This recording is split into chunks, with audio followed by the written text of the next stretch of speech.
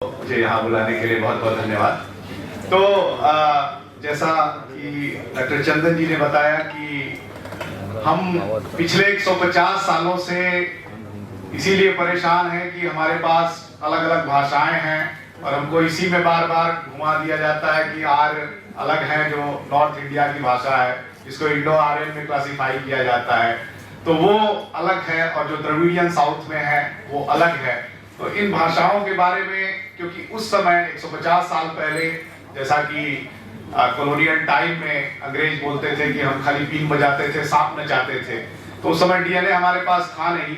इस वजह से उस समय तो ये पता नहीं चल सका कि ठीक है, हम भी मान गए कि भाई वो हमारे साहब थे और साहब जो बोलेंगे वो सही बोलेंगे, तो ठीक है, जो चारों भाषाएं हैं वो सब अलग अलग हैं, हम अलग अलग जगहों से आए हैं, लेकिन आज के डेट में हमारे पास डीएनए की इंफॉर्मेशन है, तो उसके बेसिस पे देखते हैं क्या होता है। तो 2011 में जब एक हिंदुस्तान टाइम्स ने सर्वे किया, तो उसने कहा कि भारत के दो लोगों को ले लीजिए, किसी भी दो लोगों को, तो दोनों लोग एक दूसरे की भाषा समझने के चांसेस 1.5% से लगभग 100% के बीच है कि वो दोनों एक दूसरे की भाषा समझ जाएंगे। लेकिन अगर हम डीएनए डेटा लें तो भारत में किसी भी दो व्यक्ति को कहीं से भी, उत्तर दक्षिण पूर्व पश्चिम कहीं से भी उठा लीजिए, ये दोनों लोग एक दूसरे की भाषा, दोनों लोग एक दूसरे से 50% से ज्यादा अपनी अनुवांशिकता को शेयर करेंगे।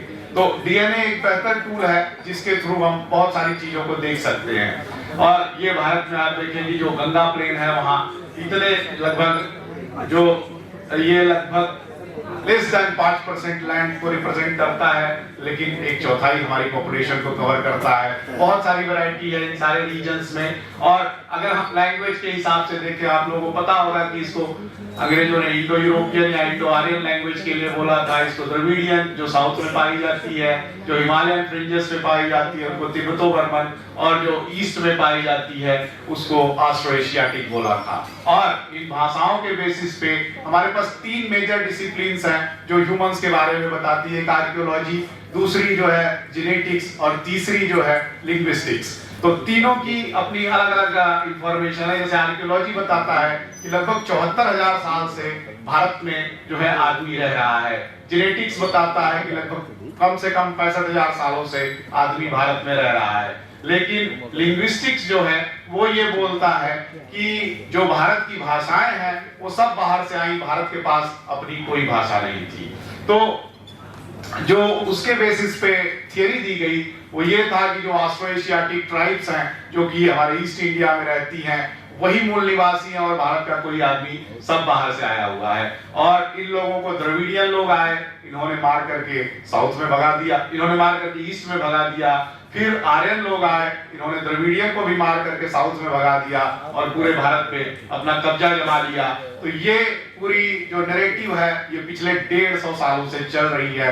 लेकिन थैंक्स टू डीएनए कि अब हमारे पास जेनेटिक्स का डेटा है, और उसके बेसिस पे लगभग हम लोगों ने 12,500 सैंपल भारत के हर एक कोने से एनालाइज किया, और 12,500 सैंपल के एनालिसिस के बाद ये जो एक टेस्ट है कि हम जीन को लैंग्वेज के साथ और अपनी जीन और जियोग्राफी के साथ जब कंपेयर करते हैं, जैसे भारत में अगर कोई पंजाब में रह रहा हो, कोई कोच्चि में रह रहा हो, तो वो इसलिए उनका डीएनए अलग नहीं है कि वो लोग जो अलग अलग भाषा बोलते हैं, बल्कि इसलिए कि वो 4 से 5,000 किलोमीटर एक दूसरे से दूर हैं, इस वजह से।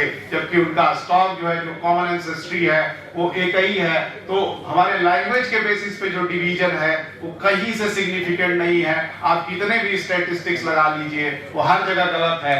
जबकि भौगोलिक आधार पे जो हमारा डिवीजन है, क्योंकि नॉर्थ में जो रह रहा है वो ऐसा नहीं कि वो साउथ के लोगों से जाकर के शादियां करेगा, और हमारी जो मैरिजेस है विद इन कास्ट होती है।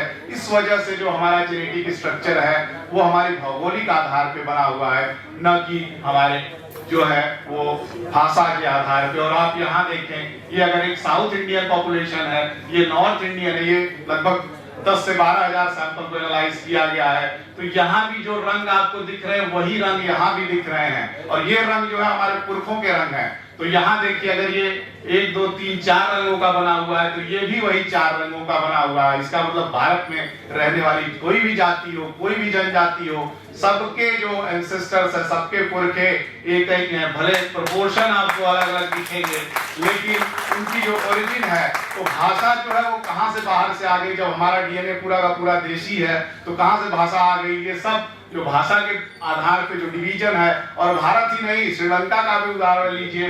श्रीलंका की 2 जनजातियां जो सिंहली और तमिल हैं, दोनों आपस में लड़ रही थी, और उनको देखेंगे आपको, उन दोनों के बीच में कोई डिवीजन ही नहीं है, जेनेटिक कोई डिवीजन नहीं है, और दोनों भारत से गई हैं। एक जो है यहाँ से गई हुई है, दूसरी साउथ से गई हुई है, और उसके बाद ये लंबे समय तक आपस में इतनी 2500 सालों में मिक्स हुई कि आज के डेट में जेनेटिकली उनको डिफरेंशिएट करना इम्पॉसिबल है। लेकिन कुछ लोगों की वजह से ये दोनों जातियां आज के डेट में बहुत लड़ रही हैं। अब देखिए, ये इस चेहरे को आप आधा इसमें जो है वो इंडो आर्यन बोलता है और आधा द्रविडियन बोलता है, इसको आप कहां से डिफरेंशिएट कर पाएंगे।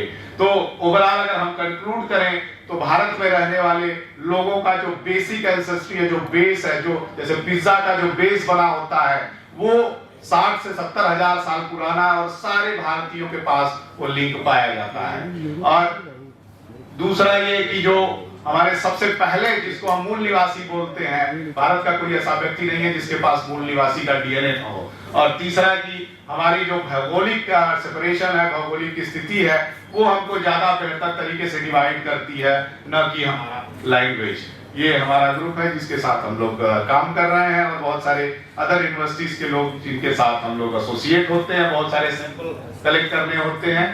बस यही मेरा प्रेजेंटेशन था। बहुत बहुत धन्यवाद।